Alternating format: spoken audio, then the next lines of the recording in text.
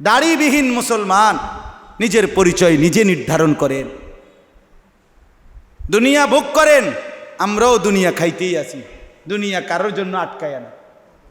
বিড়ি সিগারেট খান যারা নিয়মিত, তারা নিজের পরিচয় নির্ধারণ করেন। প্রিয় নবী সাল্লাল্লাহু আলাইহি সাল্লাম, তার সাহাবায়ে কেরাম, লক্ষ কোটি আউলিয়ায়ে কেরাম, হাজার হাজার বছরের মুসলমান ইমানদার, কে কখন বিড়ি সিগারেট খাইলো, আমনে কেন তাদের থেকে ভিন্ন রকম আর ভিন্ন রকম? বিড়ি সিগারেটে অভ্যস্ত হইয়া নিজেকে মোমেন ভাবেন কিভাবে? নিজেকে আল্লাহর রসুল আর সাহাবীদের অনুসারী ভাবেন কিভাবে? হ্যাঁ, নবীজির পিছনে পড়ে থাকা, এটাকে যে পছন্দ করে, আমি রসুলের উল্টো থাকবো, রসুল যাবে যুদ্ধে, আমি থাকবো বাড়িতে, আল্লাহ বলে এটা মুনাফিক। এটার এভাবে যদি কেউ খুশি হয়, এটাকে যদি কেউ তৃপ্ত হয়, এ তো মুনাফিক, এ তো মুনাফিক। তাহলে আপনি বলেন, আমি আপনি বলেন, কেন মেসওয়াক পছন্দ হলো না? নবীজি করেছেন বলে না? কেন ব্রাশ সবসময় ব্রাশ করতে ভুল হয় না কেন? নবীজি করেন নাই বলে। ডাইনিং টেবিল বাদ যায় না কেন? দস্তরখান বিছাইতে মনে পড়ে না কেন? কারণ দস্তরখান রসুল বিছাইছে, ডাইনিং টেবিল নবীজি বসেন নাই। বলেন, হ্যাঁ?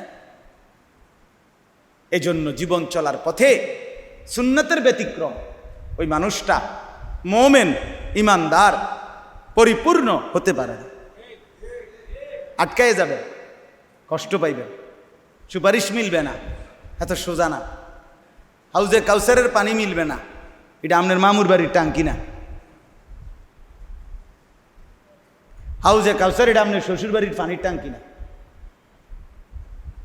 এটা তামাশা না। কথা বুঝছেন না? রাসূলুল্লাহ সাল্লাল্লাহু আলাইহি ওয়াসাল্লামের ভালোবাসা জিলাফি দিয়ে প্রমাণ করলে হবে না, ইত্তেবা অনুসরণ দিয়ে প্রমাণ করতে হবে। হ্যাঁ, বিরিয়ানির পোটলা দিয়ে ভালোবাসা বুঝাইলে হবে না, খিচুড়ির প্লেট দিয়ে ভালোবাসা প্রমাণ করলে হবে না। ভালোবাসা প্রমাণ করতে হবে সেজদা দিয়ে, কোরআন তেলাওয়াত করে, সুন্নাতের পাই পাই বিন্দু বিন্দু অনুসরণ করে। হ্যাঁ, এটা জরুরি, জরুরি। অনুসরণ করে প্রমাণ করতে হবে আমি রাসূল সাল্লাল্লাহু আলাইহি সাল্লামকে ভালোবাসি। শুধু মুখের উচ্চারণ দিয়ে হবে না। চলেন, এইটা একটা। এরপরে আল্লাহ বলেন ওয়াকারিহু, এই যে কথাটা, ওয়াকারিহু আন ইউজাহিদু বিআমওয়ালিহিম ওয়া আনফুসিহিম ফি সাবিলিল্লাহ। আল্লাহ বলেন এই মুনাফিকরা অপছন্দ করছিল আল্লাহর রাস্তায় নিজেদের জান আর মাল দিয়ে জিহাদ করতে। তাহলে আল্লাহর রাস্তায় জীবন বিলিয়ে দেওয়া, জান আর মাল বিলিয়ে দেওয়ার জন্য যে পিছপা হয়, আগ্রহবোধ করে না, সে এটা তার মুনাফিকের আচরণ। এই জন্য মোমেন তার জীবন আল্লাহর জন্যই দিবে। জীবন যার দেবও তাকে, ঠিক কিনা বলেন না? মাল যার দেবও তার জন্য, দেবও তার। এই জন্য দান করতে যে কৃপণতা করে, বখিলি করে, আল্লাহর রাস্তায় খরচ করতে, এটা প্রকৃত ইমানদারের পরিচয় হইতে পারে না। এবার আসেন তৃতীয় নাম্বার, ওয়াকালু লা তানফিরু ফিল হার। এই ওই 3 নম্বর কথাটা আল্লাহ তাআলা বলেন, এই মুনাফিকরা এবার মুসলমানদেরকে বলতে লাগলো, লা তানফিরু ফিল হার, তোমরা এই প্রচণ্ড গরমের মধ্যে বের হইও না। কিসের মধ্যে? তাহলে গরমকে অজুহাত দেখাইয়া ইবাদত থেকে বিরত থাকা, এই গরমে নামাজ পড়া যাবে না, এই গরমে তেলাওয়াত করা সম্ভব না, এই গরমে দিন শেখা সম্ভব না, এই গরমে আল্লাহকে ডাকা সম্ভব না, এই গরমে নসিহত বয়ান শোনা যাবে না। মনে করেন এরকম গরমকে কারণ দেখাইয়া ইবাদত থেকে, আল্লাহর রাস্তায় জিহাদ থেকে বিরত রাখতে চাইছে, এটা মুনাফিকরা চাইছে, মুনাফিক। এবার আল্লাহর জবাব শুনে আল্লাহ তাআলা পরপর কি বলে, তাইলেই আমার কথা শেষ। 3টা কথা তার আল্লাহ মুনাফিকদের ব্যাপারে বলছে। এক, তারা ইচ্ছা করেই চায়, যে মুনাফিক সে চায় নবীর পিছনে পড়ে থাকতে। বুঝেন নাই? নবী সাল্লাল্লাহু আলাইহি সাল্লাম যেদিকে, আমি তার উল্টো দিকে, এটা কার আচরণ? মুনাফিকের আচরণ। 2 নাম্বার, আল্লাহর রাস্তায় জান এবং মাল দিয়ে জিহাদ করতে অপছন্দ করে, এটা কার আচরণ? আর 3 নাম্বার, গরমকে অজুহাত বানাইয়া আল্লাহর ইবাদত করতে না চাওয়া, এটা কার আচরণ? এবার আল্লাহ জবাব দিচ্ছে, কুল, নবী আপনি বলেন, আপনি বলুন, নারু জাহান্নামা আশাদ্দু হাররা। বলেন বন্ধু, এই গরমের তীব্রতা যদি এতটা গরম হয়, তাইলে শুনে নাও বান্দা, জাহান্নামের আগুনের গরম এর চাইতে কোটি কোটি গুণ বেশি তীব্র হবে। হ্যাঁ, এই রোদের গরম, এটা তো দুনিয়ার আগুনের গরমের চাইতেও কম, ঠিক কিনা বলেন? রৌদ্রের গরম আর দুনিয়ার আগুনের গরম কি বরাবর? তাইলে জাহান্নামের আগুনের গরম কেমন? নারুকুম হাযিহি জুজউম মিন ৭০ জুজআম মিন নারি জাহান্নাম।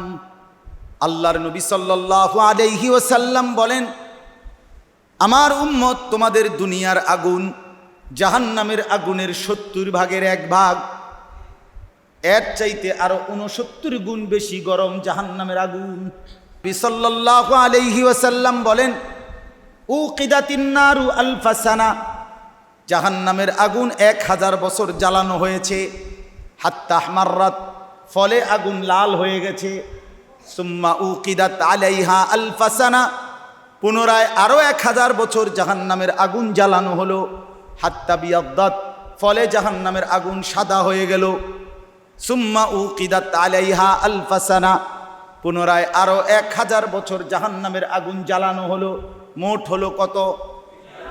হাত্তা সুওয়াদ্দাত, এবার জাহান্নামের আগুন অমাবস্যার অন্ধকারের মতো একদম কালো হয়ে গেল। কয় হাজার বছরের জ্বালানো? কোরআনুল কারীমের মধ্যে আল্লাহ তাআলা বলেন, কুল্লামা নাদিজাত জুলুদুহুম বাদদালনাহুম জুলুদান গায়রাহা। আল্লাহ বলে, বান্দা, জাহান্নামের আগুন যখন তোমার গায়ে লাগবে, প্রতি সেকেন্ডে সেকেন্ডে, মিনিটে মিনিটে গায়ের চামড়াগুলো ঝলসে যাবে, আবার চামড়া হবে, আবার ঝলসে যাবে। এভাবেই কিয়ামত পর্যন্ত পরে অনন্তকালের জন্য জাহান্নামের আগুন তোমার দেহে জ্বলতে থাকবে। কোরআনুল কারীমের মধ্যে আল্লাহ বলেন, আমার বান্দা শুনে নাও, দুনিয়ায় যদি আগুন লাগে, তাইলে একদিকে যদি আগুন লাগে, নিভাইয়া ফেলতে পারলে এক সাইড যদিও পুড়ে যায়, বাকিটা শরীর বেঁচে যায়, ঠিক কিনা বলেন? হয়তো হাত পুড়ে গেছে, নয়তো পাও পুড়ে গেছে, কিন্তু রব্বুল আলামিন বলে, বান্দা, জাহান্নামের আগুন কিন্তু আমি আল্লাহ নিজে জ্বালাইয়ে দেব। নারুল্লাহিল মুকাদা, আমি আল্লাহ তাআলার জ্বালানো জাহান্নামের আগুন। আল্লাহ বলে, প্রথম সেকেন্ড জাহান্নামের আগুন যখন তোমার দেহ স্পর্শ করবে, প্রথম মিনিটেই, প্রথম সেকেন্ডেই জাহান্নামের আগুন পুরা দেহ একসাথে, কলিজা সুদ্ধা একসাথে জ্বালায়া ফেলবে। আল্লাতী তাত্তালিউ আলাল আফইদা, আস্তে আস্তে জ্বলবে এমন না, প্রথম মিনিটেই পুরা দেহ ভেতর বাহির একসাথে জ্বলে যাবে। আল্লাহ আমাদেরকে মাফ করে দেন। তালফাহু বুজুহাহুমুন নার ওয়া হুম ফিহা কালিহুন। রব্বুল আলামিন বলে, বান্দা, দুনিয়ার গরম কড়াইয়ের তেলের মধ্যে কই মাছ আর তেলাপিয়া মাছ যেভাবে এক পিঠ ওই পিঠ করে চাপ দিয়া দিয়া ভাজি করে, জাহান্নামের আগুনের মধ্যে তুই নাফরমানের চেহারা গাল এইভাবে এই পিঠ ওই পিঠ করে চাপ দিয়ে দিয়ে আগুনে পোড়ানো হবে। ওয়া হুম ফিহা কালিহুন, জাহান্নামের চেহারাটা বিভৎস মলিন কালো হয়ে যাবে। কোরআনুল কারীমে আল্লাহ বলেন, লা ইউফাত্তারু আনহুম ওয়া হুম ফীহি মুবলিসুন। আল্লাহ বলে, বান্দা, জাহান্নামের আগুন 1 সেকেন্ডের জন্য বিরতি দেওয়া হবে না। আর জাহান্নামী 24 ঘন্টা জাহান্নামের মধ্যে বিমর্ষ আর মলিন চেহারা নিয়ে পড়ে থাকবে। লক্ষ কোটি বছরে কোনোদিন 1 সেকেন্ডের জন্য হাসি আসবে না। এ তো কোরআনের আয়াত, বাপ আমার, সবগুলো কোরআনের আয়াত। এই জন্য দয়া করে